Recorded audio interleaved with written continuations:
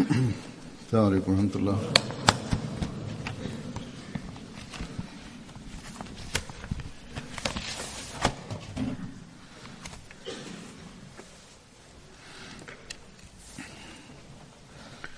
أشهد أن لا إله إلا الله وحده لا شريك له وأشهد أن محمدا عبده ورسوله أما بعد فأعوذ بالله من الشيطان الرجيم بسم الله الرحمن الرحيم الحمد لله رب العالمين الرحمن الرحيم مالك يوم الدين إياك نعبد وإياك نستعين اهدنا الصراط المستقيم صراط الذين أنعمت عليهم غير المغضوب عليهم ولا الضالين.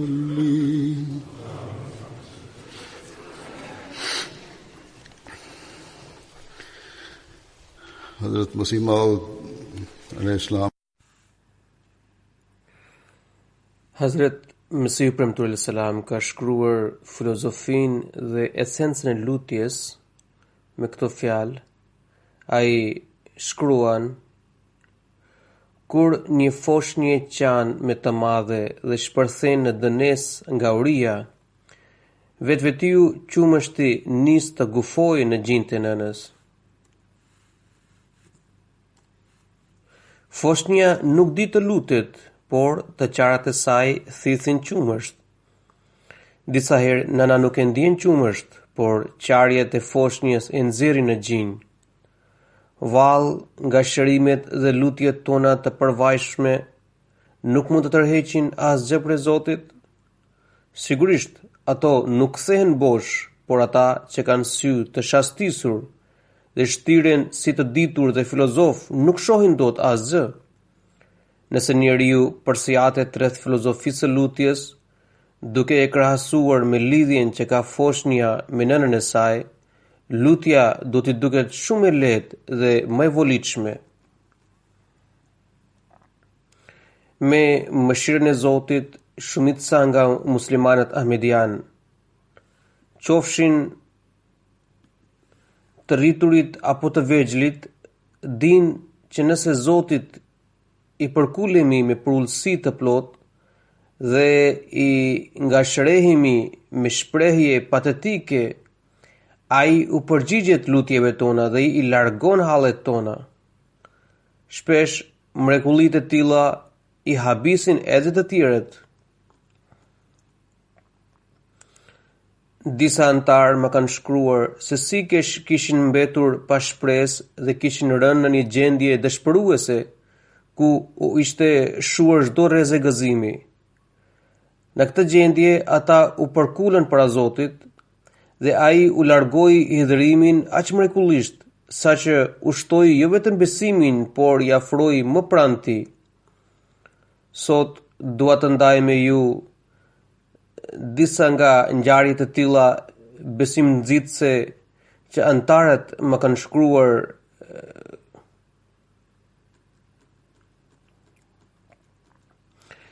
Drejtori i përhapjes së Islamit në Indi ka shkruar se kryetari i xhamatit në Hoshiarpur, është një qytet në Punjab, në provincën që ndodhet në veri të Indis, thotë që kryetari i xhamatit në Hoshiarpur i njoftoi se para disa vjetësh banorët e fshatit Khera Cherwal vonin nga thatësira e madhe.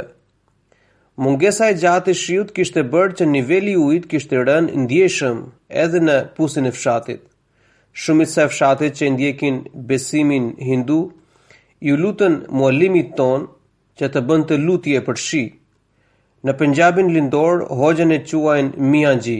Banorët ishin bindur që pas lutjes së hoxhës Ahmedian do të bjerë shi patjetër. Muallimi ynë, para se të fillonte lutje, u shpjegoi banorëve atributet e Zotit dhe kushtet e pranimit të lutjes në fenë islame. Allah i Madhërisëm pranoi lutjen e robit të tij dhe vetëm brenda 2-3 orëve ra një shi i rrëmbyeshëm. Kjo ngjarje bindi gjithë fshatin që Zoti pranon lutje dhe ata u shprehen një zëri që shiu ra nga lutja e hoxhës Ahmedian.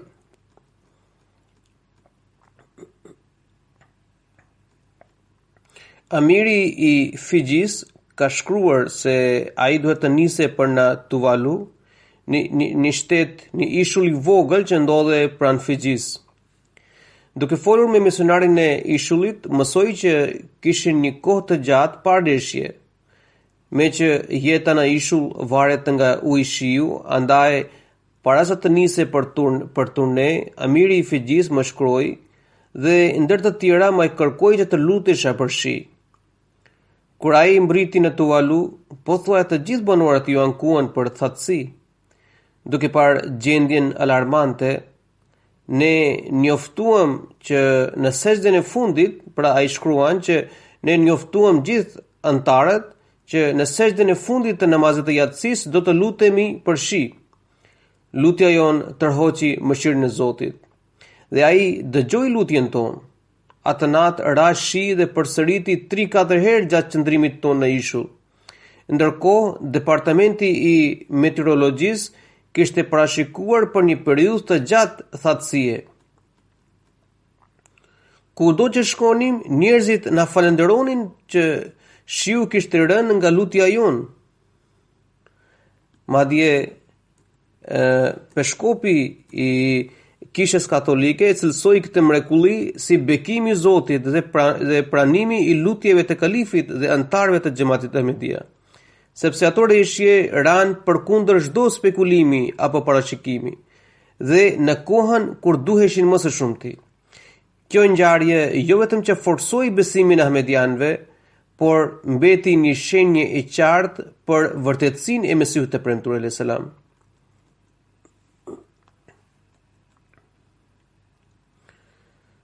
Disa herë rënja e shiut bëhet shenja e pranimit të lutjes dhe nga një herë pushimi i tij bëhet mrekullia e Perëndis. Ndonë se jo muslimanët pranojnë apo jo islamin, ata pajtohen se Zoti i Islamit dëgjon lutje dhe u përgjigjet robërve të tij. Abdullah Sahibi është muallimi i xhamatit në Guinea-Bissau në Afrikë, i cili është një shtet, pra Guinea-Bissau është një shtet i vogël në Afrikë. Ai shkruan se për të përcjellë mesazhin e xhamatit, ne shkuam në fshatin Senchang Kangsa. Banorët ishin mbledhur dhe dëgjonin ligjëratën tonë, por papritmas filloi shiu i madh. Rapullimat shurdhuese të shiut të rrëmbyer nuk i lejonin të pranishmit të dëgjonin zërin tim. Njerëzit po tregoheshin të padurueshëm dhe mezi prisnin për t'u larguar. Atëherë ju luta Zotit se o Allah, ky shi që po bie është në dorën tënde dhe bëhet me lejen tënde, por edhe mesazhin që kam sjell është i yti. Ky shi nuk më lejon të përcjell mesazhin tënd dhe unë nuk arri dot të përqoj fjalën time tek ata. Sa e mbarova lutjen, Allah e ndaloi shiun dhe unë vazhdova me thirrjen time. Pas ligjëratës sime, 150 persona që ishin të pranishëm e pranuan një zëri thirrjen tonë dhe u antarësuan në xhamat. Kjo ngjarje e pushimit të shiut me njëherë pas lutjes, nëse forcoi besimin e muallimit ton, po ashtu i bindi edhe njerëzit që Zoti ynë dëgjon lutjen dhe u përgjigjet. Shumë syresh dyshojnë për pranimin e Zotit me alibin që derisa nuk e shohim dot me sy, andaj nuk ja pranojmë as ekzistencën, por Zoti i Gjithëmërshirshëm shpërfaqet dhe manifestohet me anë të fuqive të tij. Ata njerëz që vetëm para pak kohe donin të largoheshin për shkak të shiut, e ndenjën deri vonë, madje pranuan edhe Ahmediatin pasi që dëshmuan shenjën e Zotit. Misionari i Bandundus, Hafiz Muzammil Sahibi, ka shkruar se ai bashkë me muallimin lokal dhe 2 khudam ishin nisur për të vizituar një fshat. Rrugës i zuri shiu i madh dhe për shkak të rrëshqitjes dhe rrugës pa shtruar u bë i pamundur vazhdimi i udhës. Ne u detyruam të bënim ndalesë në një vend dhe bashkërisht të bëm dua se o Allah, ki mëshirë ndaj nesh, sepse po shkojmë për të përcjell mesazhin e Mesihut tënd. Largona çdo pengesë nga rruga jonë. Njerëzit që i kishim njoftuar më parë na prisnin. Allahu me njëherë na pranoi lutjen dhe shiu që duke sikur nuk do ta pushonte fare u ndal pa pritmas. Ne ishim mirakusur se si do të mbërrinim në vend takim, por fuqia e Zotit ndryshoi gjithçka.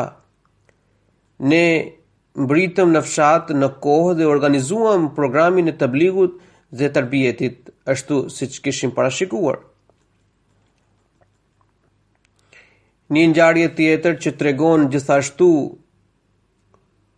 pushimin e shiut me anë të lutjes ka shkruar dhe më ka shkruar Vehab Tayyib Sahibi, është misionar në Zvicër. Ai shkruan që Xhamati kishte bler një trull në zonën Zakhvil për ndërtimin e xhamisë. Për promovimin e paqes ishte planifikuar një program ndërfetar ku ndër të tjerët të ftuarit do të mbyllin një pemë si shenjë solidariteti midis tyre. Por ditën që do të zhvillohej ky eveniment parashikohej si një ditë me vranësirë të plotë. Me që gjithë programi do të zhvillohej jashtë, në një qiell të hapur, organizatorët ishin të shqetësuar. Ata më shkruan gjithashtu për lutje. Kur erdhi dita e eventit, filloi shi i rrëmbyeshëm qysh prej mëngjesit. Ret e zeza kishin pushtuar qiellin dhe në horizont nuk duke asnjë shenjë për pushimin e shiut dhe për kthjellimin e kohës.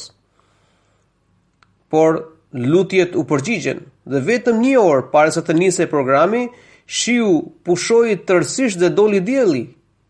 Kryetari i komunës, duke marrë fjalën, nuk fsheu dot habin e tij dhe u shpreh që a mos keni porositur edhe kohën për eventin tuaj? Përfaqësuesit e xhamatit u përgjigjen që ne besojmë në lutje dhe kalifi ynë është gjithashtu lutur për këtë eveniment. Ne ishim bindur që Zoti do të na ndihmojë. Pra, programi përfundoi me sukses dhe u trajtua gjerësisht në media dhe mesazhi i xhamatit u përqua në masë. Sigurisht, nuk kishim porositur për motin e as që bëjmë dot, por ulim kryen para Zotit të plotfuqishëm, të cilit i nënshtrohet çdo gjë përfshirë kohën.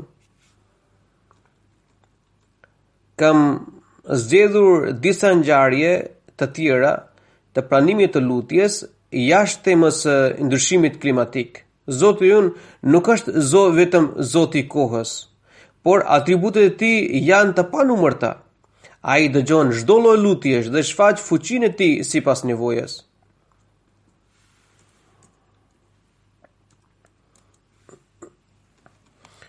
Abdul Matin Sahibi, muallimi ynë nga Benini, pra nga Afrika, ka shkruar që një antar i ri e lajmëroi se bashortja e tij bashortja e tij antari është e sëmur dhe i kërkoi që të vinte për ta vizituar dhe për të bërë lutje.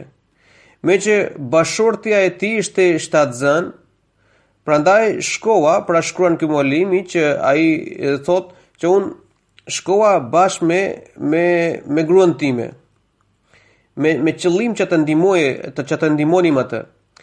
Ajo grua pra ishte në prag të lindjes, por me që kishte ethe me të dridhura, i ishte të kurur qafa e mitres dhe rrjedhimisht po shfaqe vështirësi në lindje, pra po krijonte pengesa për një lindje normale.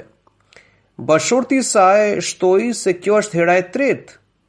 Në dy rastet të mëparshme kishte ndodhur të njëjtën gjë dhe për të shpëtuar jetën e nënës u sakrifikua fëmia. Muallimi ynë e ngushëlloi dhe i dha zemër duke thënë se në raste të tilla ne bashkë me përpjekje bëjmë edhe lutje dhe i shkruajmë kalifit ton, por me që nuk kemi kohë, do të bëjmë lutje këtu. Pastaj ai duke paraqitur emrat e bukur të Allahut dhe duke i dërguar salavatet të dërguarit të Allahut sallallahu alaihi wasallam, filloi lutje. Pasi që përfundoi lutje, i fryi ujit që i u dha gruas shtatzën. Kjo praktik u përsërit 2 apo 3 herë dhe kur u kthye bashorti i saj pas herës së tretë, i ngazolloi fytyra. Pra ati i ngazolloi fytyra dhe i tha: Allahu më ka shpëtuar bashortin dhe më ka falur një djalë. Pra, pranimi i lutjes i ka shtuar këtij antari aq shumë besim në Allah dhe në pranimin e lutjes, saqë për çdo çështje ai i lutet Zotit me mallëngjim dhe ngashërim.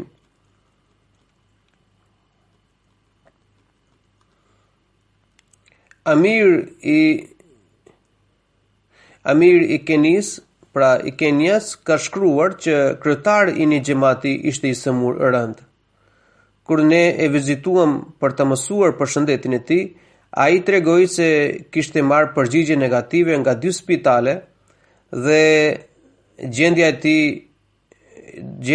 ishte aq e rëndë saqë në çdo çast mund të vi një lajm i keq.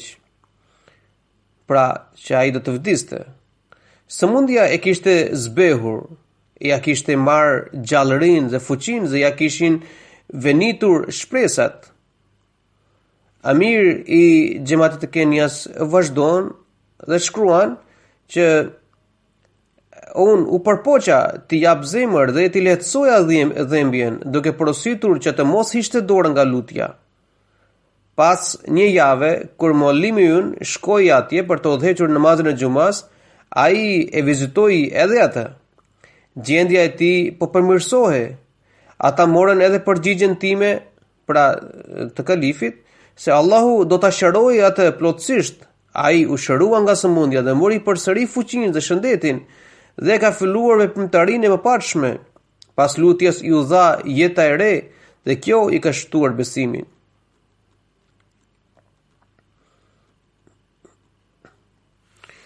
Amiri lokal i provincës Karnataka të Indis ka shkruar që kryetarit të një xhamati ra Damlaja. Ai ushtrua me njëherë në spital, por doktorët refuzuan të bënin ndërhyrje për shkak të rrezikshmërisë së lartë. Pra, se kishte rrezik vdekje në qoftë se bënin ndërhyrje në raste të tillë. Ata më shkruan për lutje dhe morën edhe përgjigjen se Zoti e shëroft. Pas një muaji, kur ai ju nënshtrua ekzaminimit, të njëjtet doktor u shtanga nga habia sepse atij nuk i kishte mbetur asnjë grimcë nga sëmundja. Kjo ishte vetëm mëshira e Allahut që ai u shërua tërësisht.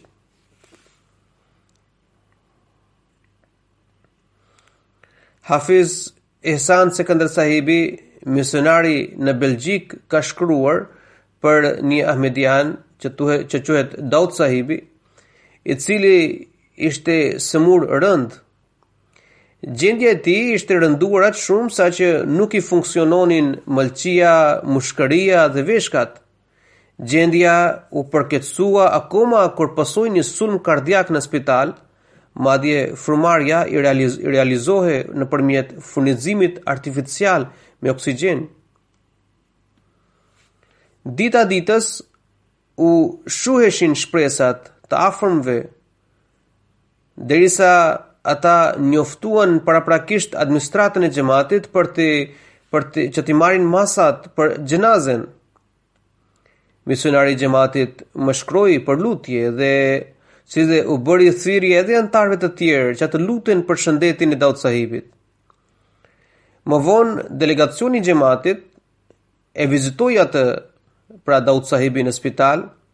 Mjeku që mbikëqyrë të rastin e tij ishte habitur dhe thoshte se nuk ka ndodhur kjo, pra dhe ai u shpreh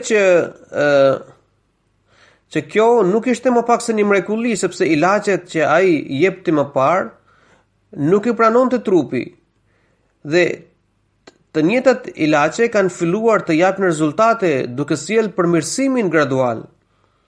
Tashmë gjendja e tij shëndetësore po përmirësohet rregullisht. Misionari ju përgjigj mjekut se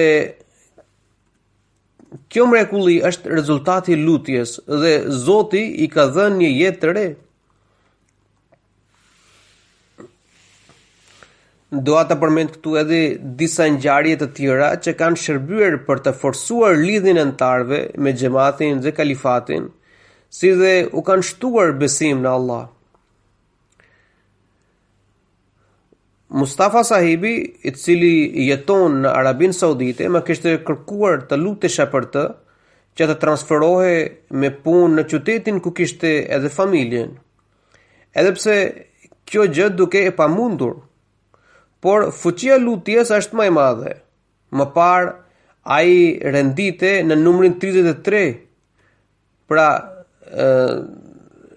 në listën e punonjësve, ai rendite në numrin 33, por administrata nisi ndryshime me një hovë të madh, saqë tashmë ai është i pari që do të transferohej në një vend të ri. Ai vetë quan këtë jo më pak se një mrekulli.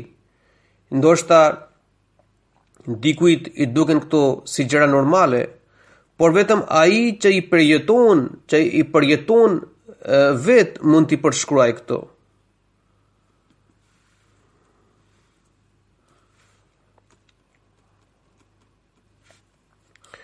Latif sahibi është muallimi i xhamatit në rajonin Morogoro të Tanzanis. Ai ka shkruar se dikush kishte vjedhur baterinë e panelit diellor të xhamis. Kur antarët mësuan për këtë grabitje të nesërmen, ata vendosën të mos denonconin këtë në polici. Pra këtë ngjarje të mos denonconin, mos raportonin në polici. Sepse ata, pra në organet policore, do të regjistrojnë ngjarjen dhe kaq. Më mirë t'i përulemi Zotit dhe lutjen tonë t'i adretojmë atij, që ai të ndëshkojë keqbërësin dhe të na kthejë baterinë. Tashmë, i gjithë fshati kishte mësuar për ngjarjen dhe muslimanët jo ahmedian gjithashtu dinin që ahmedianët janë lutur që Zoti të dënojë vjedhësinë dhe atyre t'u kthejë baterinë e vjedhur. Ata bisedonin që lutja e ahmedianëve gjithmonë pranohet. Prandaj hajduti nuk ka rrugdalje. Le të shikojmë se si ndëshkohet ai. Pra ishin të bindur edhe jo ahmedianët që hajduti do të ndëshkohet dhe ata prisnin një përgjigje dhe se si përfundon kjo ngjarje.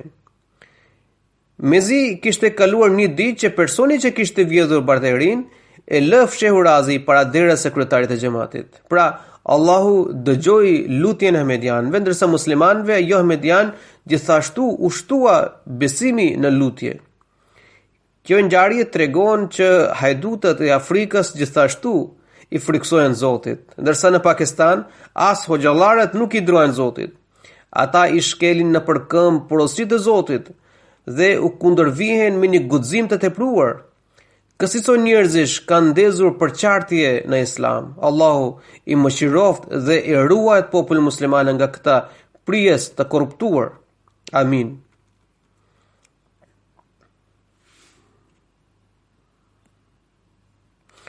Misionari i Gini Karakris nga Afrika ka shkruar që një djalosh me emrin Suleiman kishte shprehur dëshirë për të dedikuar jetë në shërbim të xhamatit. Administrata e xhamatit, duke shqyrtuar kërkesën e tij, kishte vendosur që ai të regjistrohej në Xhamia Ahmedia, pra në Fakultetin e Teologjisë që ndodhej në Sierra Leone. Ai pranoi propozimin dhe vendimin e xhamatit dhe nisi përgatitje për regjistrim. Prindrit e tij akoma nuk kishin pranuar xhamatin, prandaj ne i ftuam ata në shtëpinë e misionit që të marrin edhe pëlqimin e tyre për këtë çështje.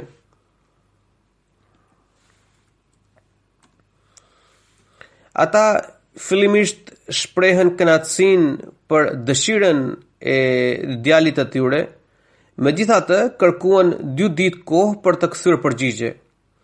Ata shkuan te hoxha e tyre, i cili u ambushi mendjen kundër xhamatit dhe si rrjedhoi, të 2 prindrit denoncuan kundër xhamatit në komisariatin e policisë. Përveç të tjerash, ata akuzuan që xhamati Ahmedia është një sekt jo musliman që indoktrinon rinin me dhunë, urrëtie dhe fanatizëm e të tjerë. Kjo akuzë ndonse tërësisht e pa bazë e kishte shqetësuar gjithë xhamatin. Misionari më kishte shkruar për lutje. Unë kisha porositur që xhamati të përdorë të gjitha mjetet ligjore, por njëkohësisht të vijojë pa ndërprer lutje. Kur policia nisi hetime dhe mësoi rreth xhamatit dhe mori literaturë dhe fletpalosje të ndryshme, komisari i policisë jo vetëm që përjashtoi denoncimin, por u shpreh që Islami që prezantoni ju është aq paqësor, i bukur dhe i drejtë saqë dua të mësoj më shumë rreth këtij xhamati dhe kam dëshirë të antarësohem në të. Mustansir sahibi është misionar në shtetin Mali, në Afrikë, dhe ka shkruar që gjatë këtij viti ne u kishim bërë thirrje antarëve të xhamatit për të marrë pjesë në Gjelsa Salana. Meqense vendi ku zhvillohet Gjelsa është 400 kilometra larg tyre, andaj shumica e antarëve i kanë të vështirë të bëjnë një udhëtim kaq të gjatë dhe të përballojnë shpenzimet që arrin 10.000 franka për një person sipas monedhës vendase. Yahya sahibi është një antar i xhamatit i cili merret me peshkim. Ai gjuan peshk në lumë dhe pastaj i shet në treg. Vitin e kaluar ai mezi kishte arritur të kursente para që të mjaftonin për biletën e tij. Meqë vjet ai kishte qenë në Gjelsa Salana, prandaj kishte vendosur që si vjet të merrte pjesë bashortja e tij. Misionari e përgëzoi për niyetin e pastër, megjithatë e nxiti të shkonte edhe ai, pra të shoqëronte bashortën në Gjelsa Salana. Madje ai e këshilloi për të bërë lutje që Zoti ta ndihmonte atë për të zënë aq shumë peshk saqë të siguroheshin mjetet për shpenzime. Një natë para se të niseshin për Gjelsa, ai në orën 8 të darkës erdhi në shtëpinë e misionit. Në dorë mbante një peshk të madh që peshonte rreth 12 kg.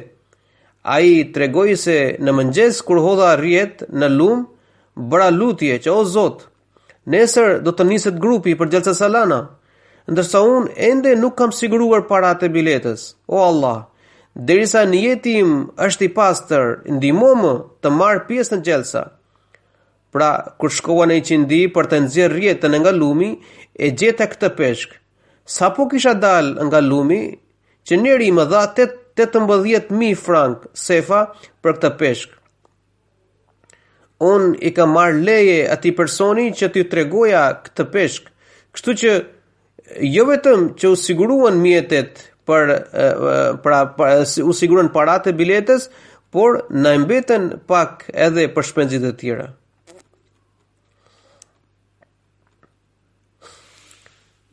Idris Travre sahibi ka shkruar një ngjarje që tregon se si Allahu pranon lutjen e ahmedianëve dhe u forson bindje dhe lidhje me kalifatin. Në vitin 2008, vitin jubilar të 100 vjetorit të kalifatit, kur kisha udhëtuar unë në Ghana dhe kisha marrë pjesë në gjelsësalanën e tyre, Idris Sahibi gjithashtu ka qenë në gjelsa. Ai merre me sektorin e Pularis, gjatë kohës që merrte pjesë në gjelsa salana, u përhap një sëmundje që shkaktoi ngordhjen e gjithë shpendëve. Ai kishte marrë borxh për këtë biznes nga një person dhe huadhënësi ishte kundërshtar i ashpër i xhamatit. Prandaj kur mësoi që jam Ahmedian dhe isha në gjelsa salana kur ndodhi kjo fatkeqësi, ai u mbush me mollef ndaj meje. Kur u ktheva nga gjelsa, ai më çoi mesazh që t'i ktheja 150.000 franka brenda një jave. Unë u shqetësova pa mas, sepse nuk kisha para me vete. Druhesha që të mos më poshtronte ai për shkak të lidhjes sime me xhamatin. Tar natën kalova duke bërë lutje se o Allah, më ndihmo dhe largo me këtë hall. Kam shkuar në gjelsa vetëm nga dashuria ndaj kalifit. I pushtuar nga hidhërimi, kur rash në gjumë, pash një ëndër të bukur.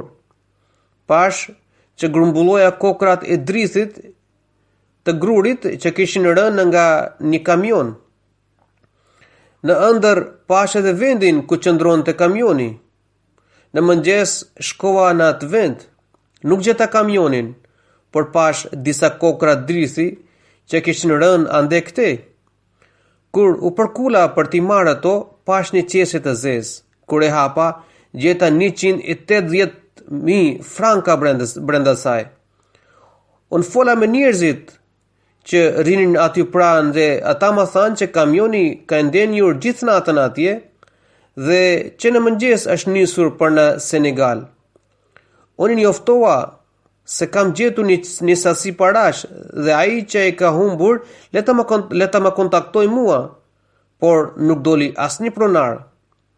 Kaluan disa ditë derisa erdhi huadhënësi dhe më kërkoi me kokfortësi paratë e tij. Unë i thash të mos nxitohet, sepse Zoti më kishte rregulluar punën dhe kështu i shleva borxhin. Kanë kaluar aq shumë vite, por akoma nuk ka dalë asnjëri që të më kërkoj parat.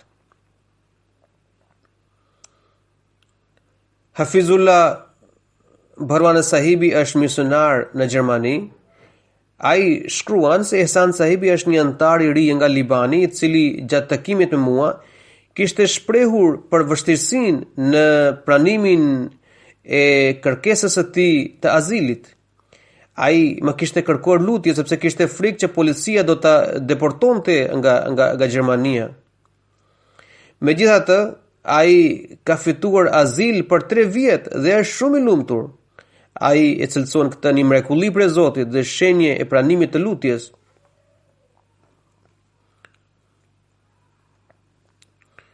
Nganjëherë pranimi i lutjes bëhet argument për jo muslimanët se Zoti i Islamit është i gjallë dhe dëgjon dhe pranon lutjen e robërve. Mirza Afzal Ahmad Sahibi ka shkruar nga Kanadaja që për të organizuar një takim ndërfetar, një grup i xhamatit ishte nisur drejt një qyteti në perëndim të Vancouverit. Duke shfletuar numëratorin telefonik, ne thirrëm një zotëri Sikh. E përshëndetëm dhe i kërkuam takim për të diskutuar për një takim ndërfetar. Ai na ftoi në gosti në shtëpinë e tij dhe na priti me shumë përzemërsi. Madje na lejoi të falim namazin e drekës dhe i qindis në shtëpinë e tij dhe na premtoi për çdo lloj ndihme nga ana e tij.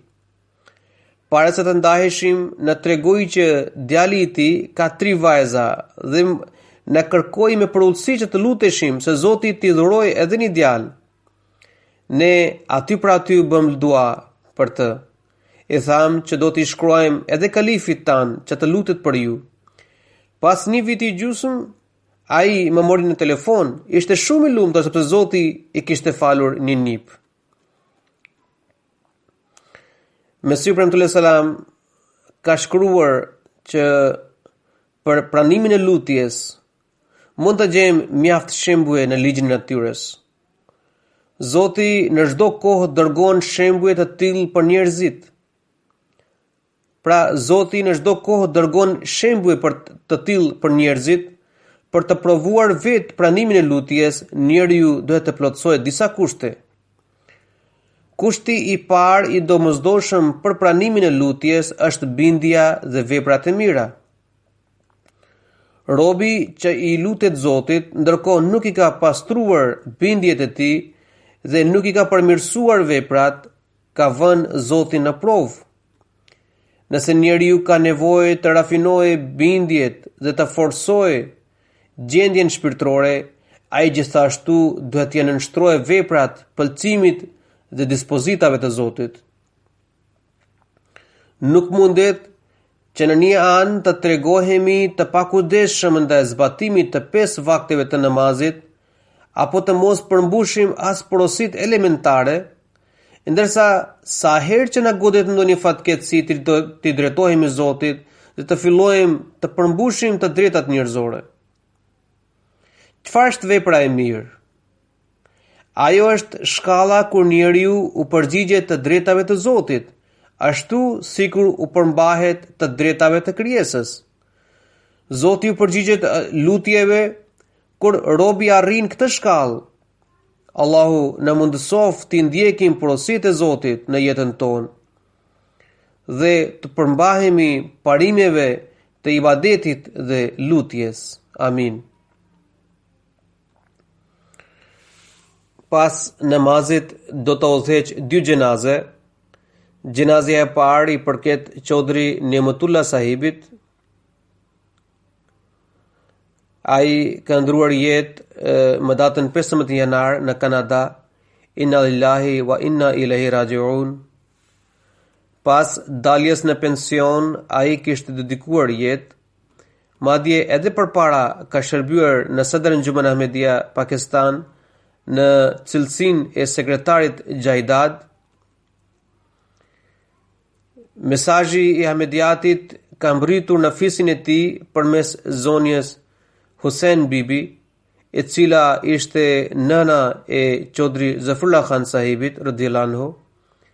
Pas një ëndre, ajo kishte vendosur të pranojë xhamatin dhe gjyshi i të ndjerit, Ghulam Ahmed Sahibi dhe vllai vogël i bashortit të saj, Hazret Çodri Nasrullah Khan Sahibi, gjithashtu kishte pranuar xhamatin në dorën e Mesihut të Premtuar selam në Kadian. Ndjeri gjatë jetës së tij ka shërbyer xhamatin në detyra dhe pozita të ndryshme, si amir i xhamatit për Hyderabad, Nazim Ansarullah për Hyderabad, kryetar i Khudam al-Ahmadiyya për Hyderabad dhe Nazim Jaidad për Sadr Anjuman Ahmadiyya Pakistan. Ai e falte namazin e tahajjudit rregullisht, qysh nga fëmijëria, ndërsa deri në momentin e fundit namazet e detyrueshme falte gjithmonë me xhamat. Pavarësisht kushteve të kohës, rreshjeve të mëdha apo dimrit të atsart, ai gjithmonë mundohej të mbrinte në xhami dhe të falej me xhamat. Besonte në fuqinë e lutjes dhe dëshmonte një lidhje të sinqertë ndaj kalifatit. I jepte rëndësi të veçantë pjesëmarrjes në xhalsa salana. Hazret Mirza Tahir Ahmad Sahibi, para se të zgjidhe kalif, kishte vizituar shtëpinë e tij në Hyderabad dhe gjatë bisedës ai e porositi që t'i kushtohej plotësisht fesë dhe të dedikonte jetë për këtë qëllim. E ndonë se ai i shërbente xhamatit me anë të detyrës që i kishte besuar xhamati, por pas porosisë së Hazrat Mirza Tahir Ahmad Sahibit, ai menjëherë dërgoi një letër ku shprehu dëshirë për të shërbyer xhamatit me kohë të plotë. Ai mbrinte në zyrë para të tjerëve dhe shquhe për durimin, vetëpërmbajtjen dhe mirënjohjen e tij. Pra ishte njëri mirënjohës. Ishte shumë i ndjeshëm për shqetësimet dhe nevojat e të tjerëve, ishte njëri i matur, gjakftohtë dhe i durueshëm. Edhe pse Zoti kishte bekuar me pasuri materiale, ai nuk ishte i dorëlëshuar, por punonte me ndershmëri. Për këtë arsye, ai gëzonte mirëbesimin e të gjithë pronarëve, pavarësisht që nuk ishin ahmedian. Kur djali i tij filloi aktivitet në fushën e tekstilit në qytetin Faisalabad, pronarët e tjerë nuk i kërkonin asnjë garanci dhe i thoshin që na mjafton që je djali i Chaudhry sahibit. Pra, i ndjeri gëzonte respektin e të gjithëve në industrinë tekstile në Faisalabad. Ai ka lënë pas 3 vajza dhe 2 djem. Një i afërm i tij ka shkruar që babai i të ndjerit, Chaudhry Inayatullah sahibi, ishte kushëriri i Chaudhry Zafrullah Khan sahibit. Njëherë Chaudhry Zafrullah Khan sahibi radhiyallahu anhu mësoi që babai i të ndjerit Chaudhry Nematullah Khan sahibit ishte zemëruar me të. Atëherë Chaudhry Zafrullah Khan sahibi i shkroi një letër drejtuar babait të ndjerit dhe u shpreh që kam mësuar që jeni hidhuruar me Nematullah Khanin për ndonjë arsye. Unë nuk e di arsyen pas kësaj pakënaqësie, por do t'ju tregoj se gjatë kohës që ai ishte në Angli për studimet e tij, ai vazhdimisht ma vinte për të takuar. Madje edhe kur ishte në Zvicër gjatë sëmundjes së tij, ai më takonte rregullisht. Megjithatë, mund të dëshmoj me plot bindje se e kam gjetur një djalë besnik, të ndershëm, fisnik, të sinqert dhe i gjinshëm. Ju, si babai i tij, duhet të krenoheni për vetitë e tij fisnike dhe karakter shembullor.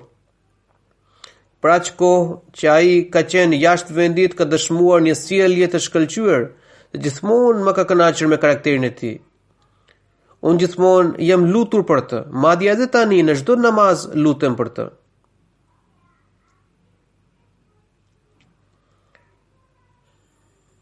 Nga të 3 fëmijët tanë që jetojnë dhe arsimojnë në Angli, Nematullah është më i sinqerti, më i moralshmi dhe më i shkëlqyeri për tyre. Një punonjës i drejtorisë vakfit në xhamat, i cili kishte bashkëpunuar me të për një kohë të gjatë, ka dëshmuar që ai kur nuk sille si epror, por u tregonte një kujdes dhe dashuri atrore ndaj në punësve të tjerë që ishin varur prej tij. Kishte përullësi dhe thjeshtësi të skajshme, edhe pse kishte punuar në pozita të larta shoqërore, pra në vende të ndryshme, e ushqente vetëm me një përullësi shembullore. Në raport me përgjegjësit e tjerë, tregonte një respekt dhe nderim të lartë. Respektonte eprorin pa kursim, edhe nëse ishte më i vogël në moshë.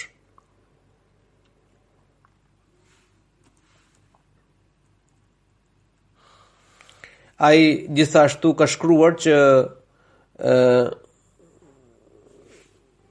dhe madje ka shkruar me të drejtë që pas dedikimit të jetës, ai kishte imposhtur unin dhe kishte pastruar çdo qëndrim egoist nga karakteri i tij. Shpeshherë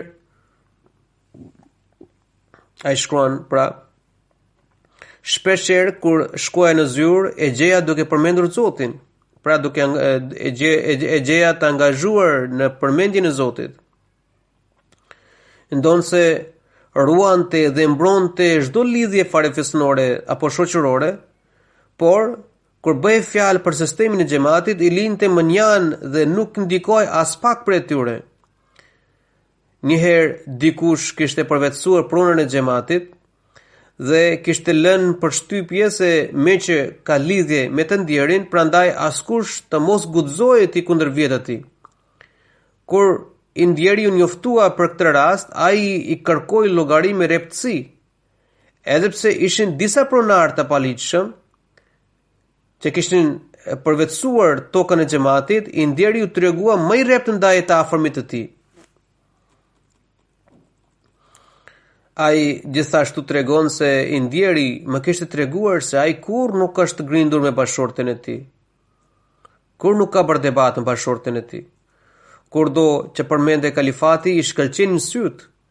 Ata i kishin kërkuar dorën dikujt për djalin e tyre, pra Indieri i kishte kërkuar dorën dikujt për djalin e tij, por më vonë mësoi që kalifi i katërt Rahimullah Alej nuk kishte pëlqyer këtë lidhje. Pra këtë martesë. Ai foli me djalin dhe i tha që nuk ishte pëlqyer këtë fejes. Ai foli me djalin e tij dhe i tha që unë mund të kërkoj, dhe i tha që unë nuk mund të kërkoj që ti të prishësh këtë lidhje, e as të detyroj ty për një gjë të tillë. Por kam mësuar që kalifi i katërt nuk i ka pëlqyer këtë lidhje, prandaj nuk do ta marr pjesë në dasmën tënde. Atëherë djali vet i dha fund kësaj lidhje. Allahu i lartësoft shkallës shpirtërore dhe u mundsoft pas ardhësve të tij të ndjekin vetitë e tij të mira. Amin.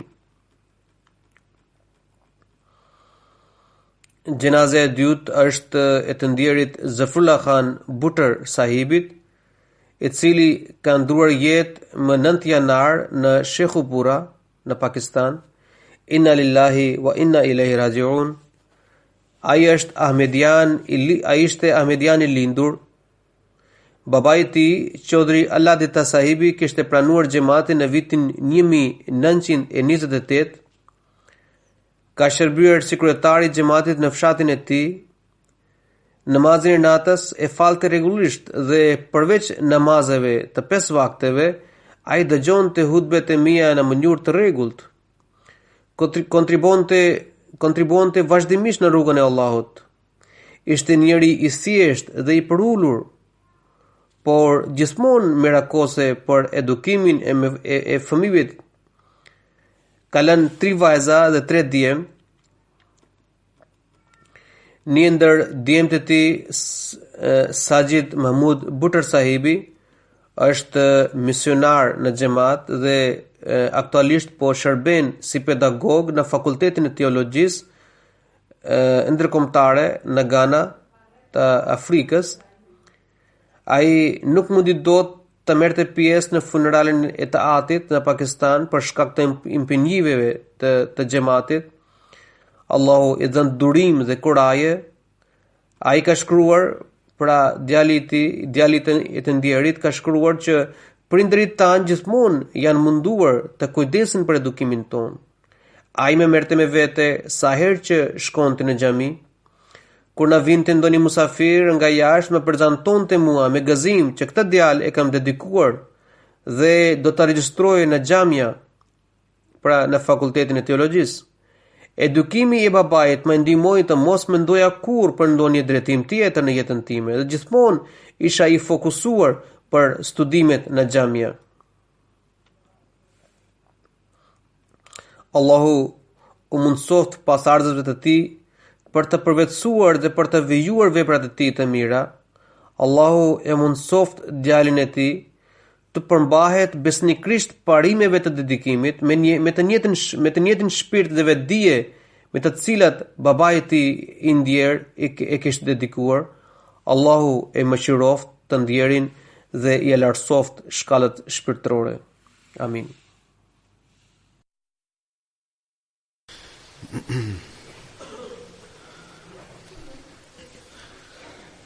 Alhamdulillah nahmaduhu wa nasta'inuhu wa nastaghfiruhu wa nu'minu bihi wa natawakkalu alayhi wa na'udhu billahi min shururi anfusina wa min sayyiati a'malina. من يهده الله فلا مضل له ومن يضلله فلا هادي له ونشهد أن لا إله إلا الله ونشهد أن محمدا عبده ورسوله.